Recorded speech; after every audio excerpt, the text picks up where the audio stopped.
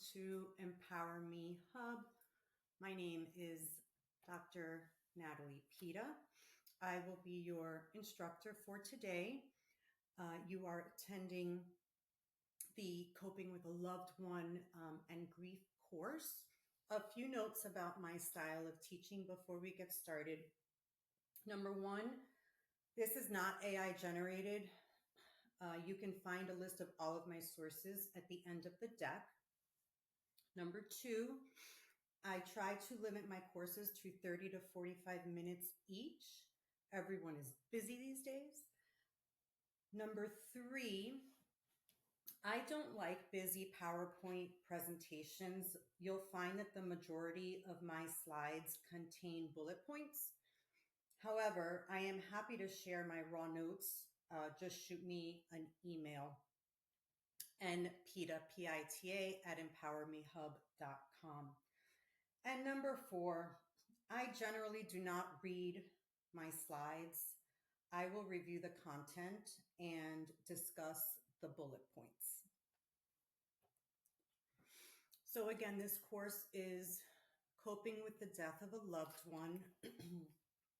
The passing of someone that's dear to us is an experience that can shake us to our core. And the void that's left behind by their absence often feels insurmountable, leaving us grappling with, a whirlwind of emotions and struggling to find our footing in a world that's unfamiliar and now the new norm. So the goal of this course is to shed some light on the complex process of grieving, offering some practical strategies and some compassionate insights to help you navigate this challenging journey. The nature of grief. Grief is deeply personal and often an overwhelming response to loss. And it's important that we recognize that there's no right way to grieve and that everyone's experience is unique. The process of mourning is influenced by so many factors, including your relationship with the deceased, the circumstances of their death, your personal coping style, and your support system or lack thereof. It's important that we also understand that grief can appear in different situations, right? It's not linear.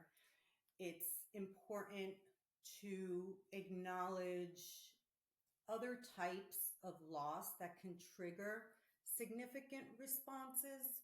So when sometimes we speak about grief or loss, we think about somebody has died.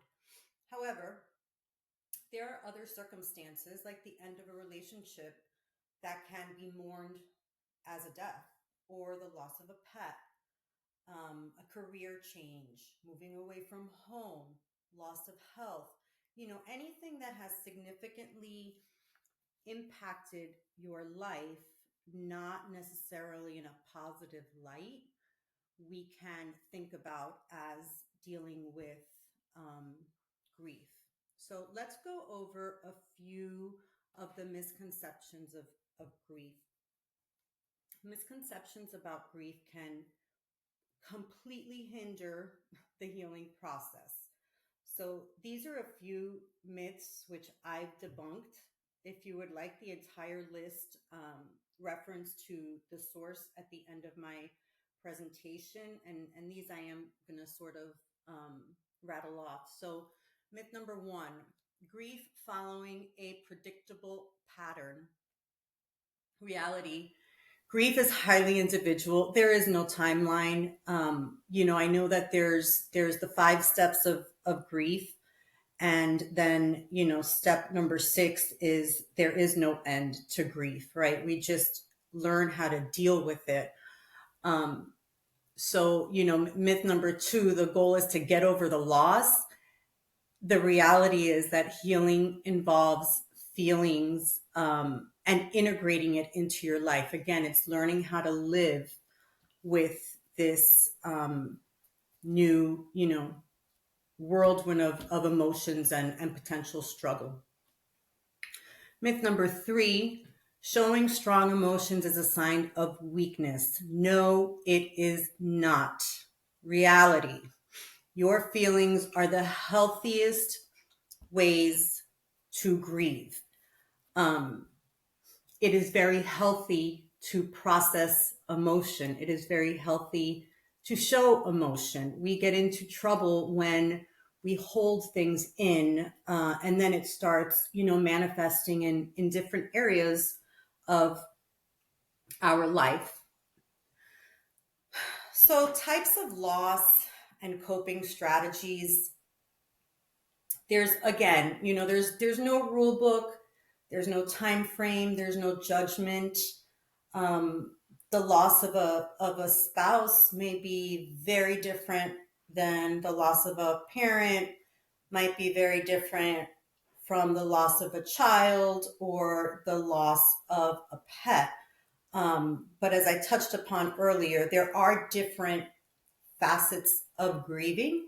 And I think that each type of loss has sort of its own strategy, if you will. So the experience of grief, as I touched upon, the grief experience is multifaceted, and it isn't limited to just emotional responses. It can manifest in physical, cognitive, behavioral ways. Emotional symptoms, would include sadness and anger and guilt. Physical symptoms may include fatigue, changes in appetite, changes in your sleep, even physical pain. Cognitive systems can include difficulty concentrating and brain fog, confusion, and even a level of preoccupation with thoughts of the deceased. Behavioral symptoms, such as restlessness and social withdrawal or engaging in dangerous behavior. There's, again, everybody deals with grief differently, but we get into trouble when we withdraw and we sort of, there's no social contact and you're not talking to anybody. I think that's really when we slide into some potential issues. So the immediate aftermath, in the hours and the days following a loss, I think you will find yourself potentially in a state of shock or disbelief. The initial phase of grief can be disorienting. Maybe that's not the right word, overwhelming. And acknowledging the reality of the loss is one of the first challenges we face. You may feel a sense of feeling like you're in a nightmare, or that, this is unreal. It may be difficult to accept the loss of your loved one and still expecting to see them or hear from them. You oftentimes hear people say, I'm waiting for her phone call because she always called me at this time, or, we always did this on Sunday morning.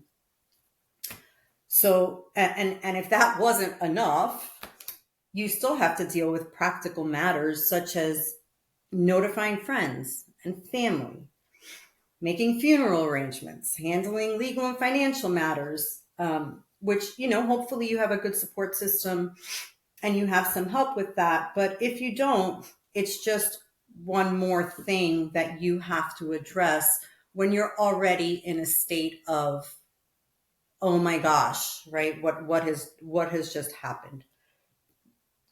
And then, of course, there's a feeling of sadness and deep sense of sorrow. Um, Sometimes you cry, sometimes you don't cry. There's feelings of anger. You feel frustrated and resentment.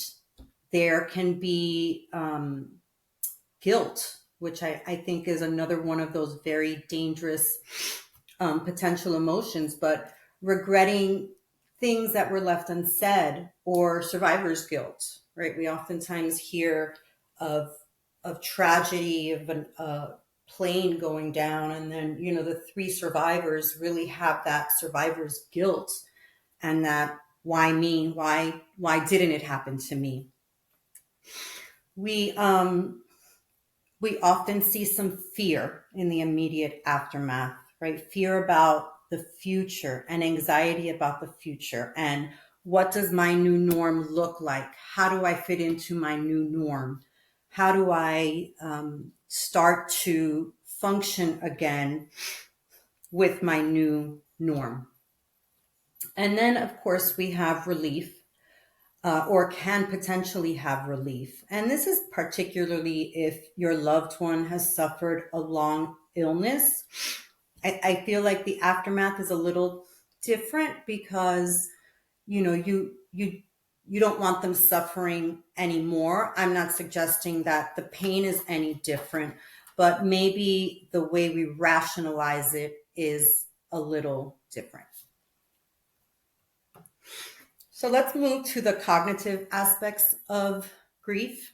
First and foremost, we really need to offer ourselves some grace. Grief can significantly impact our thought processes and cognitive functioning, and understanding these effects can help you navigate this aspect of the grieving process. We can't be so hard on ourselves. And I have found through personal experience that I have been, when I've dealt with death, I have been hard on myself, and I have been not, really focusing on, this is what you're going through. Give yourself the time to grieve, give yourself the time to heal, give yourself the time to feel.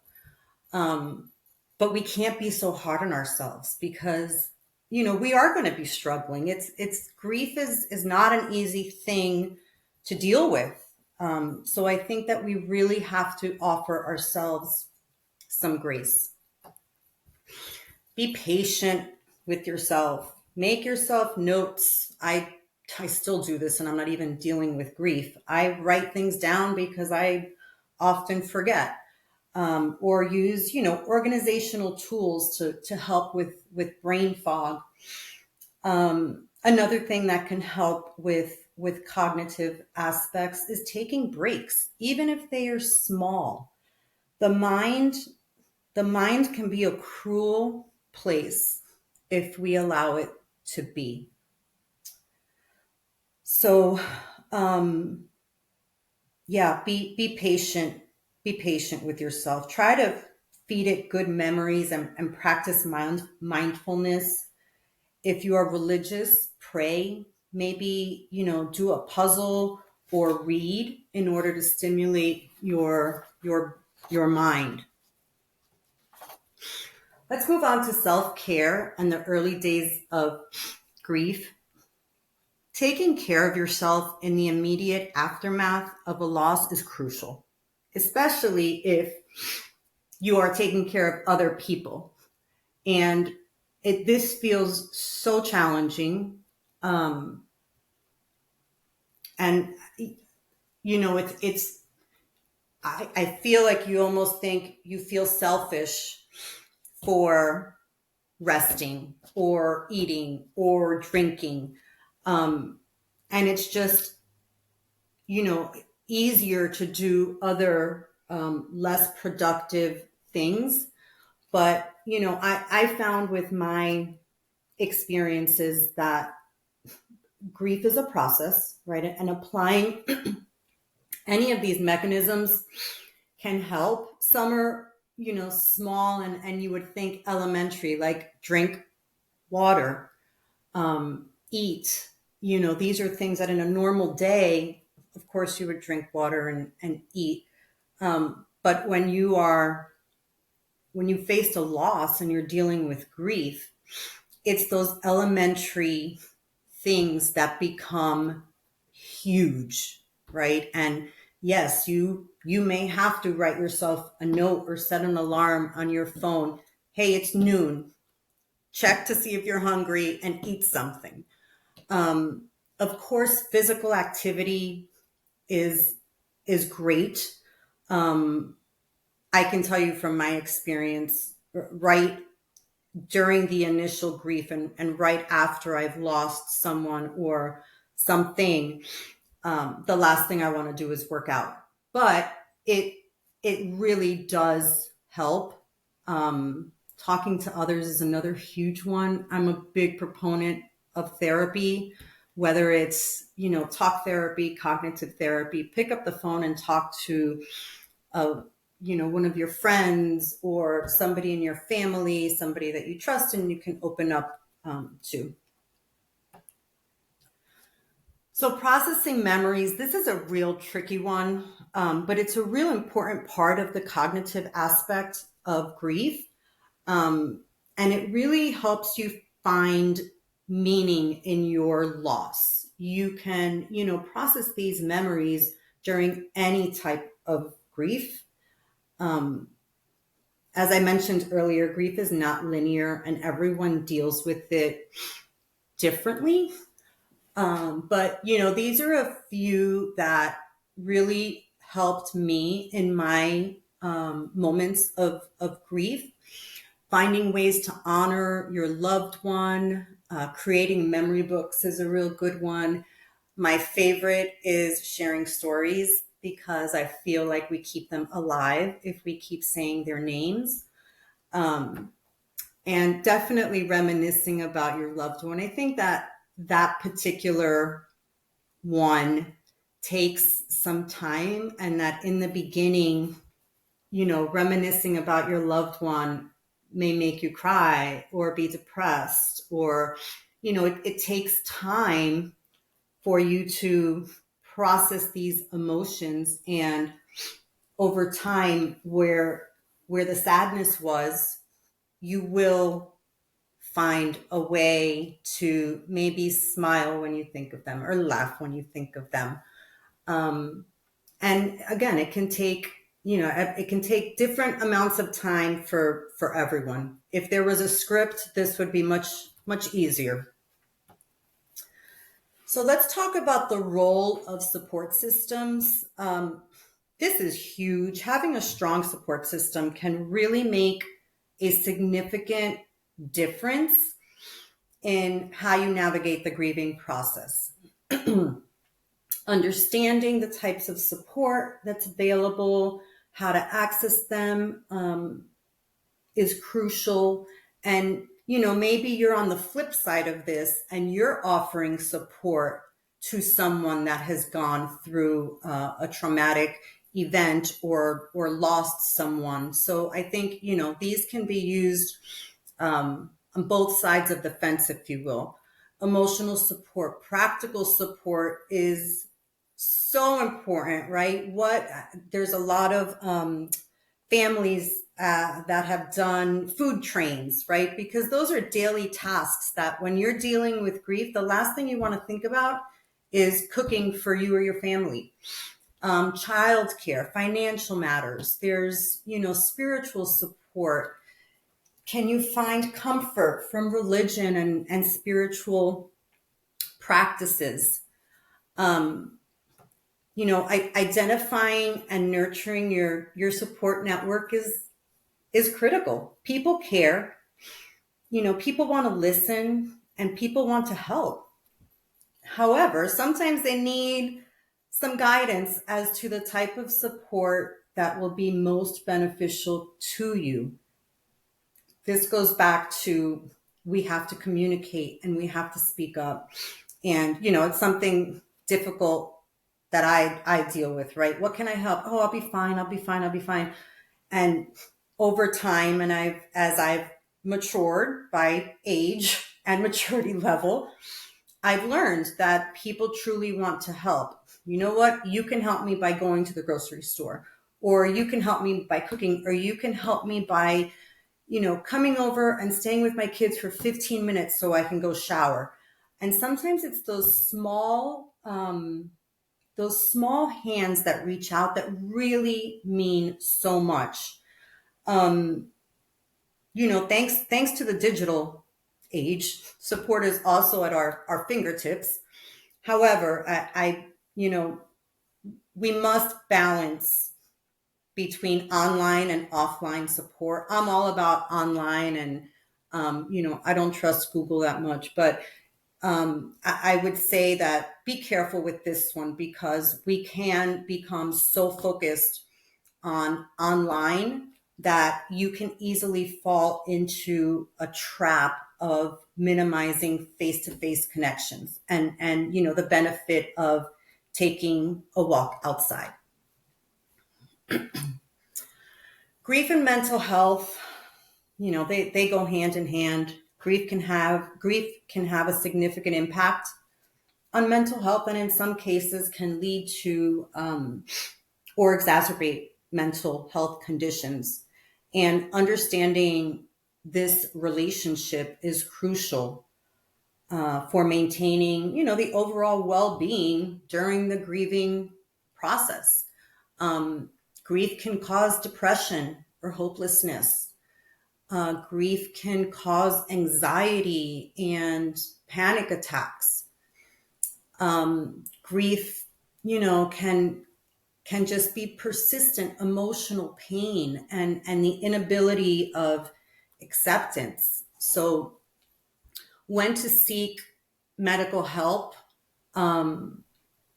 obviously if physical symptoms persist or worsen, if you feel alone, if you feel like you're struggling to function in your daily life, and obviously if you have the urge to hurt yourself or someone else, sometimes it takes other people to point these out to us. And I would say that it's important that we listen sometimes, right? So, somebody can say to you, do you feel alone and you feel like you have no one to talk to? And, my response, no, I'm fine, I'm good. But maybe if you're on the flip side, you can use statements like, I've observed, or why don't we go to lunch, or, not make it so much of I'm here to heal you, but I've noticed this, and why don't we go for a walk? It doesn't have to be complicated or, anything crazy. It is important that we are aware of grief triggers. Certain situations and dates or sensory experiences can trigger these intense grief reactions. I've lost people in my life that still, on anniversary of their death or birthdays, or my mom liked a certain perfume that is not around now. She's been gone 25 years, but every once in a while I'll come across somebody wearing it and I'm like, oh my gosh, it's like she's right there next to me. So, I caution, or I provide awareness of the grief triggers, but some of them will be positive, right? I think in the beginning, these are overwhelming. But I think you also find your way in, I'm going to celebrate their birthday by doing this, or I'm going to go visit their gravesite on, the day that they passed away. So certain, triggers that, and this will be fluid. It will change, from day 1 to day 360 to year 5 to year 20. So there is no, again, it's fluid and it's not linear. And I know that some years might be better than others. So, and I want to be positive, but just because, you seem like you're going up this path, you have to be aware that a trigger can send you back, right? And how you're going to handle that. And that's why some of these, anniversaries or birthdays or holidays or special occasions and how to commemorate them can sometimes assist with that. So moving forward, life after loss, and there is life after loss. While the pain of losing a loved one never disappears completely, there does come a time when you begin to adjust to life without them. And the process of moving forward is crucial. And it's a crucial part of the grief journey. Moving forward does not mean that you're forgetting. There isn't one day that passes that I don't think of my mom, and she's been gone 25 years. So celebrating these milestones, no matter how small, can provide encouragement and really reinforce resilience. So in closing, I will share with you my favorite quote from Christopher Robin to Winnie the Pooh. Always remember, you are braver than you believe, stronger than you seem, and smarter than you think. I hope you enjoyed this course. Again, if you have any questions, my email was in the beginning of the deck. It's N as in Nancy, Pita, Pita, @empowermehub.com. Thank you.